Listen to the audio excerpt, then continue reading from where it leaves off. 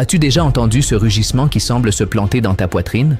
As-tu vu des gars à genoux dans un virage à 300 km/h, la genou sur l'asphalte, et pensé « Ils sont fous ?» Eh bien oui, un peu, mais ce sont aussi des athlètes, des ingénieurs et des stratèges sur roue. Bienvenue à MotoGP expliqué pour les débutants. Si tu es de ceux qui changent de chaîne quand ils entendent parler de pneus tendres ou de dépassement par l'intérieur, c'est ta place au premier rang de la grille. Parce que dans les prochaines minutes, tu vas découvrir pourquoi ce n'est pas juste faire des tours, c'est des échecs à 360 km/h.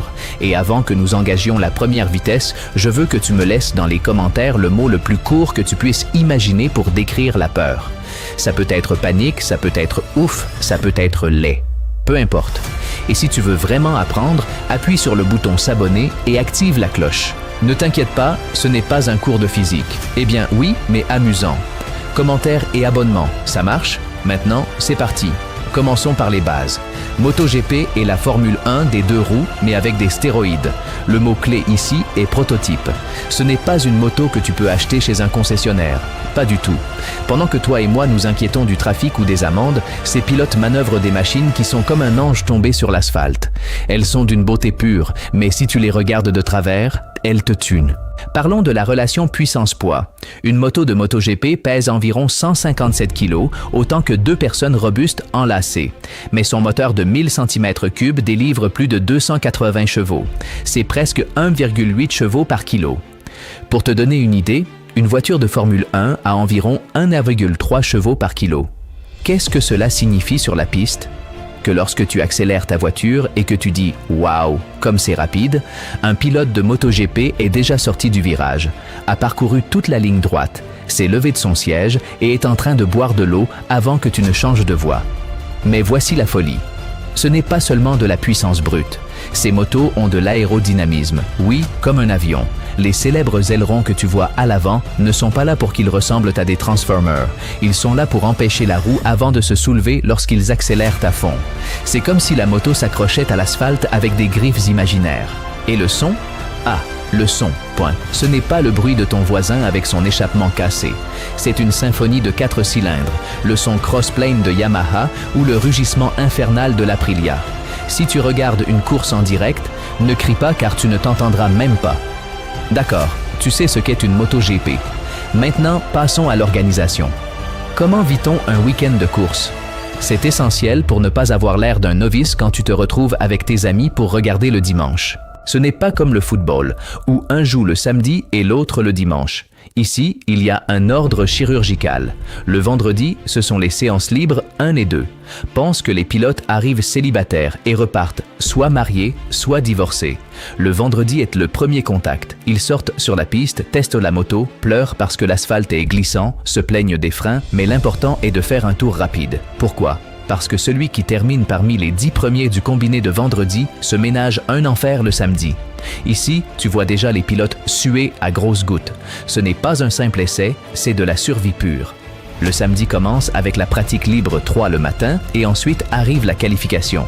C'est le jour des insultes et des miracles. Le matin, ils ont la dernière chance d'essayer de se qualifier directement pour la Q2, qui est la qualification des rapides. Et ensuite, l'après-midi, arrive le chaos.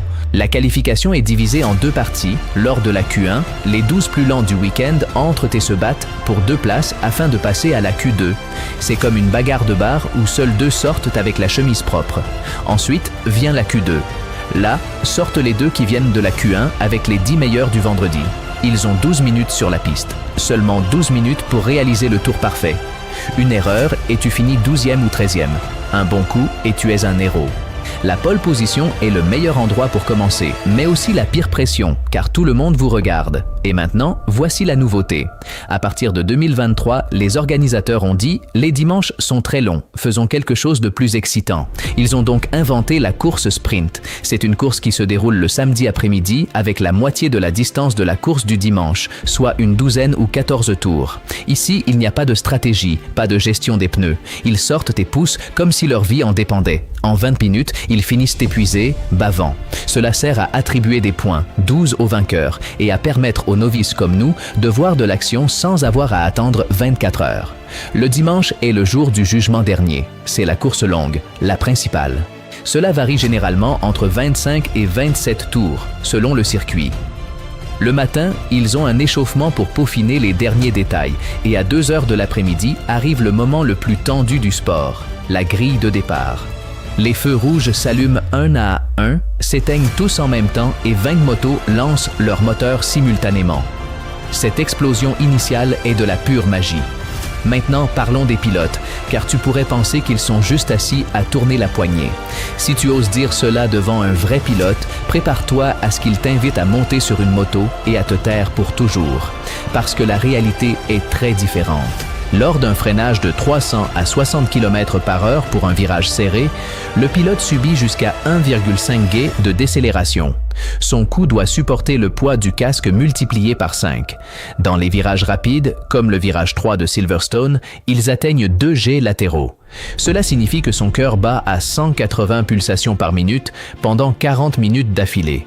Ce n'est pas un type qui tourne en rond, c'est un boxeur en plein combat tout en essayant de ne pas manger la roue de celui qui est devant. De plus, la déshydratation est brutale. Un pilote perd entre 2 et 3 kilos d'eau par course.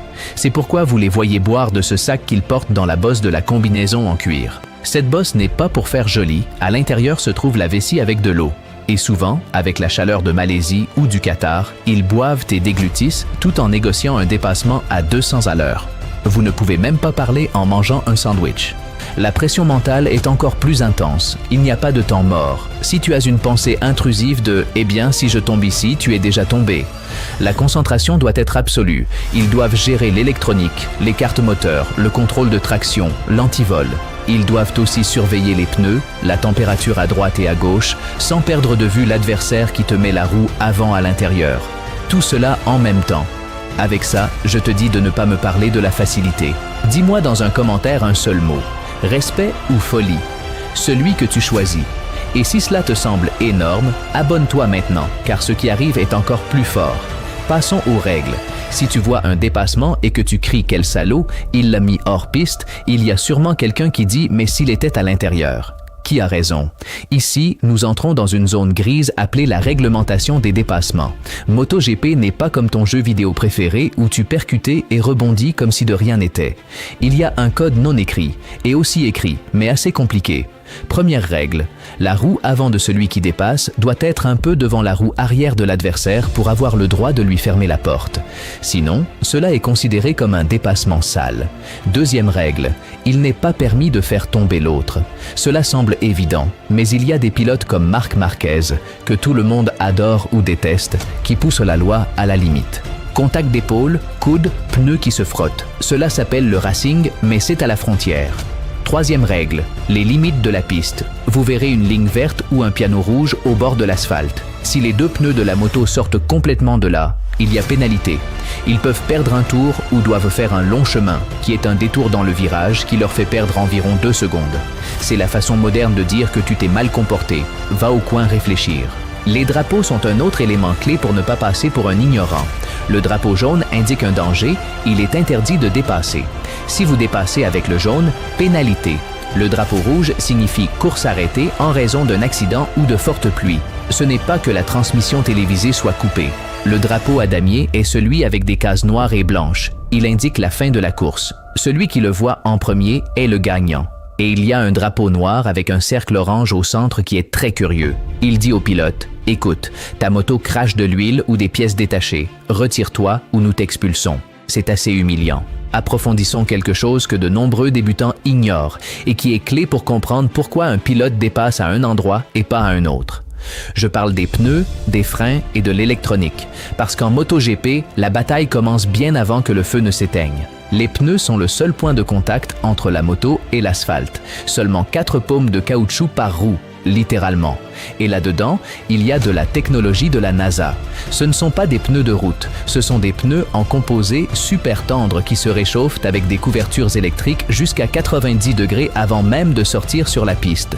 Si un pilote sort avec un pneu froid, c'est comme s'il patinait sur la glace. C'est pourquoi tu verras que les premiers tours sont plus lents, tout le monde chauffe les pneus. Le fameux zigzag n'est pas pour chauffer le moteur, c'est pour frotter le pneu contre l'asphalte et atteindre la température optimale. Il y a 3 composés principaux principaux. Le tendre offre beaucoup d'adhérence dès le début, mais se dégrade rapidement. Il est parfait pour les qualifications ou pour des courses courtes comme le sprint. Le moyen est le joker, celui que la plupart utilisent quand ils ne savent pas ce qui va se passer. Le dur est plus lent au départ car il est difficile d'atteindre sa température idéale, mais il tient toute la course sans perdre de performance. Le choix des pneus avant et arrière peut être différent. On peut monter un tendre à l'avant et un dur à l'arrière, ou vice-versa. Et là se trouve la magie, parce que si tu te trompes, les 10 derniers tours deviennent un calvaire. Tu verras le pilote faire des gestes de la main, se toucher les fesses ou secouer la tête. Cela signifie que mon pneu est mort, je ne peux plus. Les freins sont une autre folie. Nous parlons de disques en carbone, les mêmes que ceux utilisés par les avions de chasse. Ils ne sont pas en acier comme ceux de ta voiture. Ils fonctionnent mieux lorsqu'ils sont plus chauds. La température optimale d'un disque de frein de MotoGP se situe entre 400 et 800 degrés Celsius. Incandescent. Quand tu vois le disque briller comme une braise à l'intérieur de la jante, ce n'est pas un effet spécial, il est vraiment en train de brûler. Il freine de 340 à 60 km/h en moins de 5 secondes et sur une distance d'environ 250 mètres. La force que les pilotes doivent exercer avec leurs doigts index et majeur pour actionner la manette de frein est brutale. On parle d'environ 30 kg de force à chaque freinage. Et sur un circuit comme Phillip Island, ils freinent plus de 40 fois par tour. Fais le calcul. Cela représente plus de 1000 kg de force accumulée rien qu'avec 2 doigts. C'est pourquoi tu les vois parfois bouger la main après avoir freiné, essayant de soulager les crampes. L'électronique est le troisième pilier invisible. Ces motos ont une centrale qui gère absolument tout. Contrôle de traction pour que la roue arrière ne patine pas lorsque tu ouvres les gaz en pleine courbe. Anti-wheelie pour que la roue avant ne se lève pas lorsque tu appuies sur l'accélérateur dans la ligne droite. Frein moteur pour que le moteur freine tout seul lorsque tu fermes les gaz sans bloquer la roue arrière. Carte moteur qui modifie la livraison de puissance. Les pilotes ont un interrupteur sur la poignée gauche et changent de mode d'un virage à l'autre. C'est comme être dans un vaisseau spatial. C'est pourquoi, quand tu vois qu'un pilote tombe tout seul dans un virage sans toucher personne, ce n'est pas de la maladresse. C'est que l'électronique n'a pas pu faire de miracle ou qu'il l'a mal configuré. Maintenant, parlons du calendrier et des circuits car tous les tracés ne sont pas identiques. MotoGP voyage à travers le monde. Ils commencent en mars au Qatar, sous les lumières de Losail, et se terminent en novembre à Valence. Mais il y a des circuits que tu dois absolument connaître. Assen, aux Pays-Bas, et la cathédrale. Il se court depuis 1925 et c'est le seul circuit qui n'a jamais quitté le calendrier. Il est rapide, technique et il pleut souvent. Les courses là-bas sont légendaires. Mugello, en Italie, est le temple de la vitesse. Il a la ligne droite la plus longue du championnat et les virages les plus rapides. Quand les pilotes italiens gagnent là-bas, les gens se jettent sur la piste. Littéralement. Phillip Island, en Australie, est une folie. Il est au bord de la mer, il fait un froid glacial, il y a du vent de travers et les mouettes envahissent la piste. Mais le virage 4 est l'un des plus rapides du monde. Les pilotes atteignent 250 à l'heure presque couchés sur le sol. Et puis, il y a Sachsenring, en Allemagne, un tout petit circuit avec 13 virages à gauche et seulement 3 à droite. Imagine le coup des pilotes après 40 minutes à tourner toujours du même côté. Pure souffrance. En ce qui concerne le système de points, c'est très simple. Le vainqueur de la course du dimanche remporte 25 points, le deuxième 20, le troisième 16, le quatrième 13, le cinquième 11, le sixième 10 et ainsi de suite jusqu'au 15e qui prend 1 point. La course sprint de samedi distribue moins, 12 pour le gagnant, 9 pour le deuxième, 7 pour le troisième, puis 6, 5, 4, 3, 2 et 1 jusqu'à la 9e place. À la fin de la saison, celui qui cumule le plus de points parmi les 21 ou 22 courses est champion du monde. Peu importe combien de victoires vous avez, ce qui compte, c'est la régularité. C'est pourquoi parfois tu vois un pilote qui gagne peu de courses, mais qui finit toujours parmi les 5 premiers et à la fin, il remporte le championnat. Celui qui prend trop de risques et tombe se retrouve sans points et adieu le titre. Il ne suffit pas de connaître les motos. Il faut connaître les protagonistes. Voici les noms que tu dois absolument connaître pour cette saison. Le premier est Marc Marquez, le requin, l'extraterrestre. Il est tombé, s'est cassé le bras, s'est fait opérer 4 fois, on lui a dit qu'il ne gagnerait jamais plus et il est revenu en gagnant des courses. Il est agressif comme un pitbull dans un parc à balles. Soit tu l'aimes, soit tu le détestes, il n'y a pas de juste milieu. Si tu le vois passer à l'extérieur dans un virage impossible, tu sais, c'est lui. Le deuxième est Pecco Bagnaia, le champion méthodique. Il n'est pas aussi spectaculaire que Marquez, mais c'est un robot de précision suisse. Il freine là où personne d'autre ne freine, accélère parfaitement, trace chirurgicalement. C'est celui qui te bat au poker sans que tu t'en rendes compte. Il défend un style propre mais létal.